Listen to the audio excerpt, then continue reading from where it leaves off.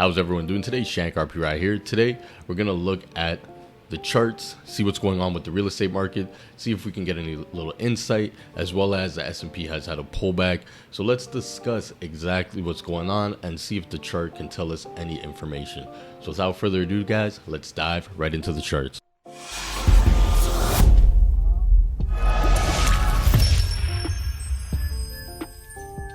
Okay, so what we're going to look at, guys, is the XLRE. So this is the real estate sector. So this tracks the real estate sector, right? So what we're gonna pull up and kind of get a look overview of is what has been happening and if we can have any insights.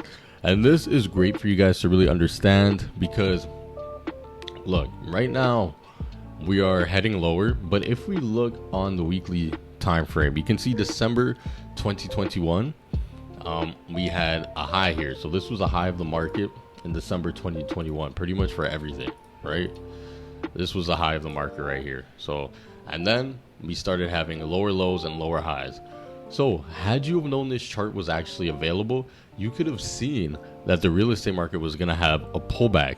And obviously we can never predict the future, but how we determine if the price is heading in an uptrend or downtrend is lower lows and lower highs. So you would have never known that this was a high of the market. You can never tell, but us coming down here and making this a low right here would have given us an actual indicator that the price is getting weaker, right? So if we pulled our fibs down here on the weekly time frame, I'm sure, yeah, so you can see here we touched a 61.8 Fibonacci level, as well as we came at this resistance.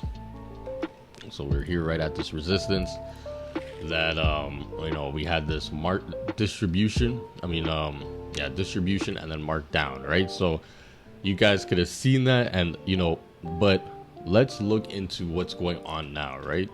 So right now, currently, guys, if we go onto the daily time frame, we can see, we are still heading lower. Real estate market does look like we're going to be heading lower. We have lower lows. We made a lower low. And now if we break this low, we're definitely going to be heading lower. And what we can look for is actually where are we going to bottom out at? And we never really know, but we got to really look at the price history to see as, where can we find some stable, the next support zone. So right now we're actually sitting at a support zone right here. So you can see right here, we're sitting at a support zone of the price action the price action. Well, we've actually broken below it. So we've broken below this, and we're sitting right here on this support right in this area right here, right? So if we break below this area, we don't know how much lower real estate can go, but we want to consider something, guys. If I overlay the 30-year mortgage rates, what do we see? And I go on the daily time frame. So I'm on the daily time frame, and this is the mortgage rates. We can see, and nothing is 100% correlated all the time, but we can see that as the mortgage rates go up, real estate is going to be still declining, right? So you want to take these matters into your own hands and really do your own due diligence, guys, because right now, if we look at the mortgage rates just on its own, what do we see? It's looking like it's still going to continue up, right? It's looking like we're still actually going to continue up. So let me go on the monthly time frame here. We've broken this high, and like I said last time in the video, we're looking to actually get to this area right here. So as long as it keeps going up, real estate's going to continue moving down, guys. And to be honest, I don't know how low it can go. If we're looking for another level of support all the way back here, this would be March of 2020 when it went down all the way at the bottom where COVID was. We don't know if it will go that low. we just have to mark out levels and then look for reversals. So now, if we were going to find correlations for where it could actually go to, the negative 61.8 is a possibility, but because we trade price action, we want to actually see signs for reversal. So we can never actually predict where the price is going to reverse. We have to analyze the candlesticks as the days come on, and we zoom into the 4 hour, 1 hour to see. But as we're just looking at this right now, guys, real estate does look like it's actually going to still take more of a decline. All right, so just keep this in mind and just have this on your radar. So what's the DXY saying, guys? Right now, DXY still bullish.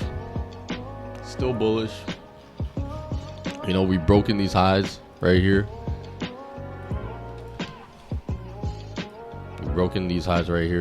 Boom. So now we are heading up here, up to 112, right? 112. So that's where we're heading up to next. All right, so that's a good sign. The VIX is, like I said, still looking bullish.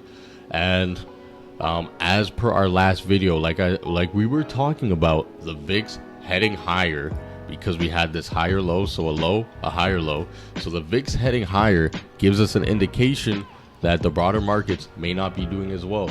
And as we talked about in our last video, we were anticipating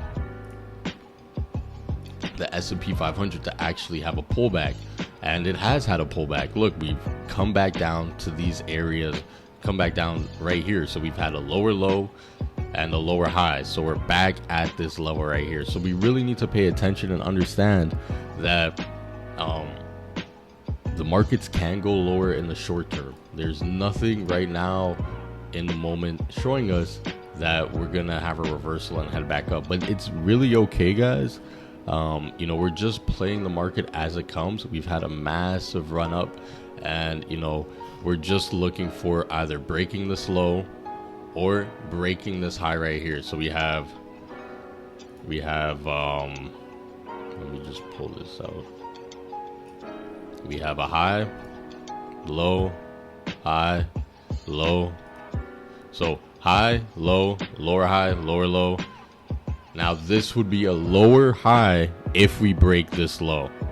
If we do not break this low, then this would not count as a lower high.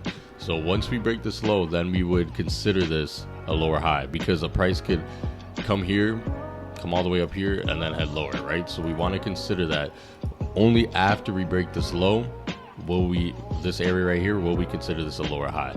So that's for the S&P 500. But now let's take a look at Bitcoin, which is very interesting. But we have been actually on this channel showing that we were anticipating Bitcoin to actually head higher, just because the price action was looking bullish and has been looking bullish inside the consolidation area. So so right now Bitcoin is heading higher. We are at this resistance zone, and now the caution with Bitcoin is it is a very small asset class. So if the S&P 500 does head lower, we just want to consider what will happen to Bitcoin if the S&P does have a major pullback, right? So we want to consider that.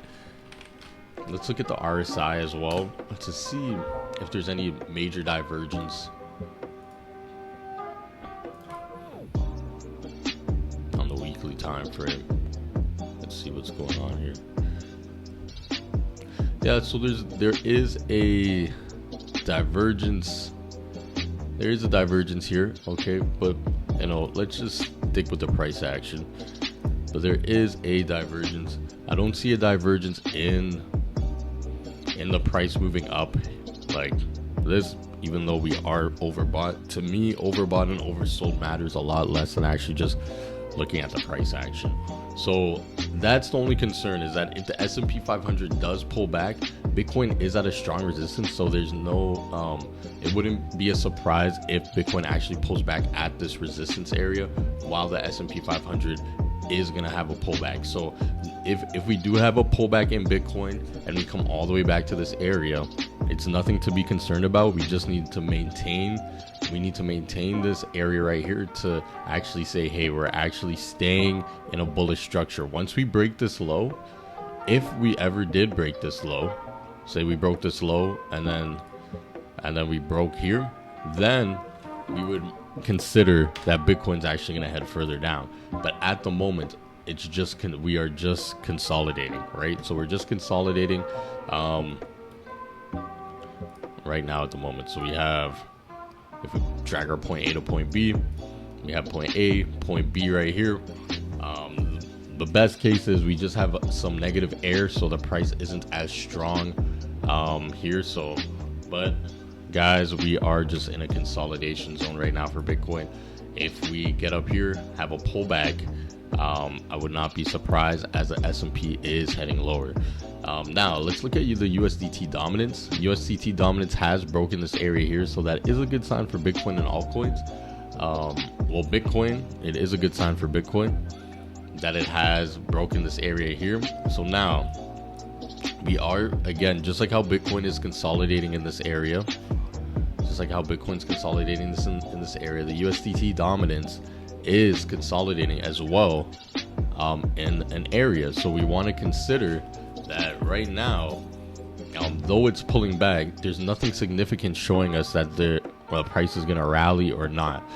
We have a low and we have a higher low, so we're looking, if we break below this low right here, that would be a good sign that we'll actually be heading more bearish. So that's good for people who are bullish on Bitcoin. Okay, so let's look at the Ethereum price. So Ethereum, like I was speaking last time in the video, guys, Ethereum is still, even though we had this little pump here, it's still looking bearish against, we're still underneath this low. So until we break above this low right here, the price action is actually, to me, still looking bearish. And that's the thing, is you really need to identify where the lows and the highs are in the market. And this is the low. This is the last low. So until we break above it, anything below it is still bearish. Even though we came down here, got to the support area, and then headed up, it's still bearish for, we're still in technically a downtrend for Ethereum. Because if we really just take it like this, high, low, high, higher low, and then we made a low, right? So this area is lower than here, right? So for us to get back into this uptrend, we need to at least get back above, come here, and then break the high that it would make, right? So we would need to at least break this high if it was going to make a high when it came above here, and then start heading higher. So that's what we would actually need to see for us to consider that Ethereum is in an uptrend. But normally, guys, before the halving,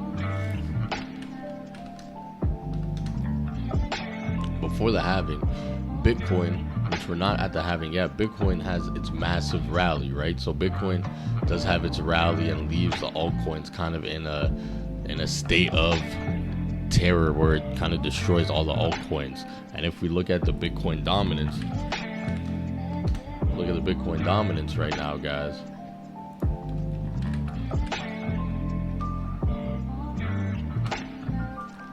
the Bitcoin dominance is heading higher. And at this moment, we are just we're at this resistance area. So Bitcoin is heading higher. We're at this resistance area, and currently, until we break, and I have our points here, right, guys? Right now, we'd have to get below this area here for us to say, hey, you know what?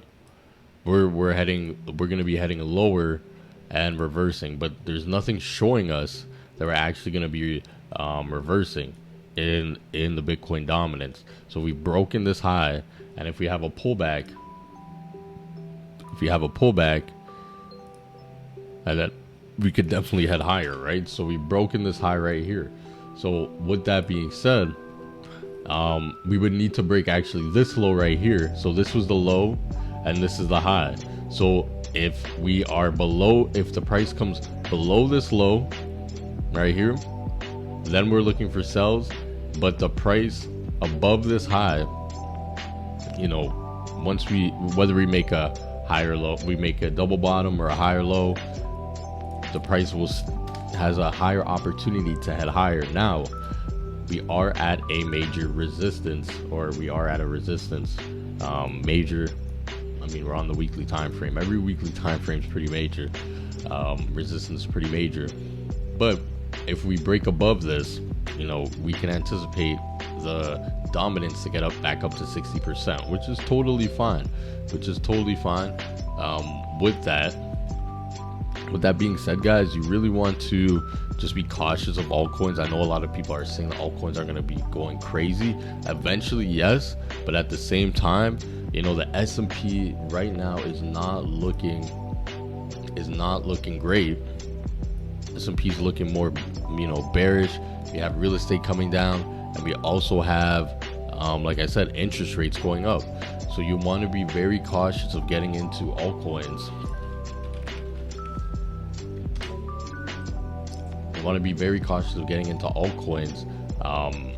Right now. So for the price action, guys, you see that we're just here on support. We're just bouncing between support and resistance. So there's nothing really spectacular going on for the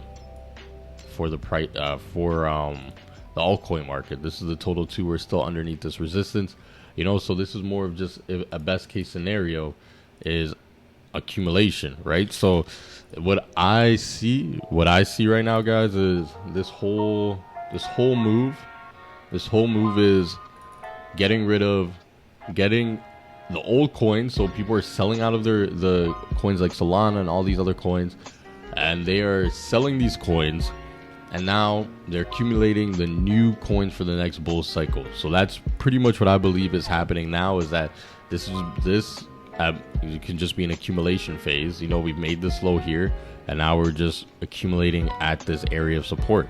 So you want to consider that, guys, is that there are coins that people are accumulating now for the next bull cycle. So let's keep that in mind. Yeah, so that's really all for today, guys. I hope you like, comment, share, and subscribe. And please tune in next time so that you can be informed and stay up to date with what's going on in the market. You know, we're not just talking about cryptos, we're talking about the macroeconomics, so you guys can stay informed and make sure you put your money in the right place to make sure that it can grow and you can be a blessing to yourself and to the people around you. All right, so enjoy your day, take care, and I'll see you in the next video. Thank you.